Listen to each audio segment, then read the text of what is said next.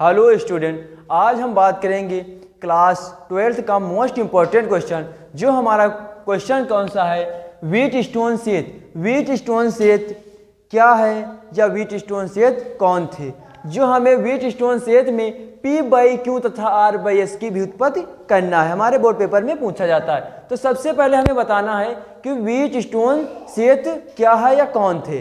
तो हमें बताना है इंग्लैंड के वैज्ञानिक व्हीट स्टोन ने 1843 ईस्वी में चार प्रतिरोधों को जोड़कर एक ऐसे परिपथ का आविष्कार किया जिसकी सहायता से चार प्रतिरोधों में से किसी एक प्रतिरोध का मान शेष प्रतिरोधों के पदों में ज्ञात किया जा सकता है। इस परिपथ को हम क्या कहते हैं, व्हीट स्टोन सेत कहते हैं। इसके बाद हमें बताना रहता है रचना। अब रचना में क्या करना है, हमें समरी के टाइम में बताना है। जो हमारी रचना होती है, रचने का मतलब होता है कि जो हमारा व्हीट स्टोन सेतु है ये बना हुआ कैसा हुआ है, तो इसका हमें आकार बताना है। तो हम रचना में बता रहे हैं कि प्रतिरोध PQRS श्रेणी क्रम में जुड़कर एक चतुर्भुज का निर्माण करते हैं। PQRS जुड़कर क्या करते हैं, श्रेणी क्रम में जुड़कर एक चतुर्भुज का निर्माण करते हैं। हमारी संधि कौन सी है, संधि ABCD। संधियां कौन सी है, ABCD। विपरीत संधियां कौन सी है, विपरीत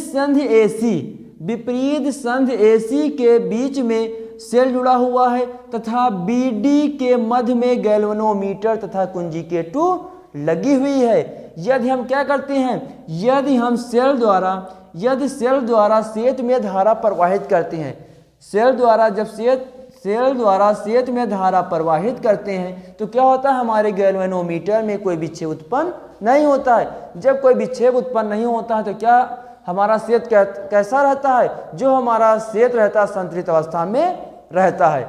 जब ये हमारा संतुलित अवस्था में रहता है तो IG होता है, G फॉर गैल्वेनोमीटर, IG का मान हमारा क्या रहता है, 0 रहता है। इसके बाद हमें बताना रहता है क्या रहता है, सिद्धांत। अब सिद्धांत का मतलब होता है कि जो हमारा गैल्वेनोमीटर होता है या जो हम गैल्वेनोमीटर नहीं, जो हमारा व्हीट स्टोन सेत होता है ये कार्य कैसे करता है। कार्य में हमें बताना है, जब हम क्या करते हैं, जब बैटरी द्वारा नहीं, जब हम क्या करते हैं, जब कुंजी K1 को ऑन करते हैं या खटका जो होता है हमको ऑन करते हैं तो क्या होती है, हमारे सेत में धारा प्रवाहित होना शुरू हो जाती है। तो हमें पता है किरचॉफ के नियम में अगले वीडियो में बताए थे, जो क्या होती है, जब हमारी धारा प्रवाहित होती है सेत में तो यह धारा क्या होती है, दो भागों में डिवाइड हो जाती है।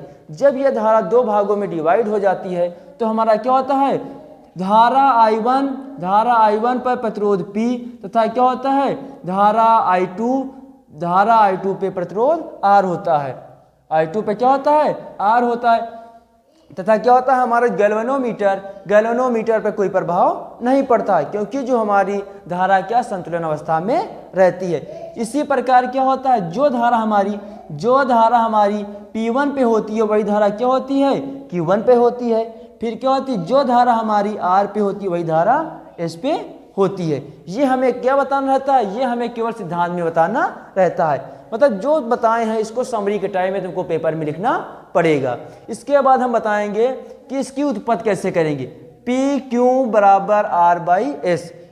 इसको ज्ञात करने के लिए हम क्या लगाएंगे, किरचॉफ का द्वितीय नियम का प्रयोग करेंगे। किरचॉफ का द्वितीय नियम का प्रयोग करने के लिए हम क्या करेंगे, सबसे पहले हम लिख देंगे हमारा त्रिभुज कौन सा हो जाएगा, ABDA। कौन सा हो जाएगा, ABDA में कौन सा हो जाएगा, ABDA में। इसमें क्या हो जाएगा हमारा, इसमें पता है जो धाराएं होती हैं दोनों का मान क्या रहता है, 0 रहता है।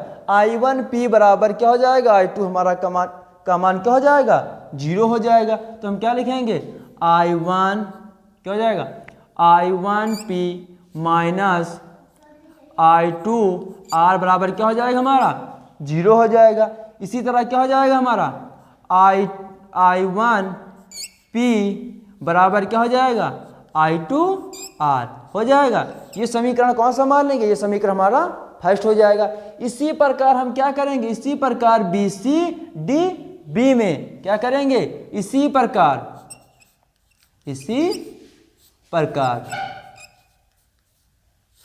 प्रकार हम क्या करेंगे, बी सी डी सी में, इसमें भी क्या हो जाएगी, बताए थे जो धारा हमारी पी पे होगी वही धारा क्यू पे होगी।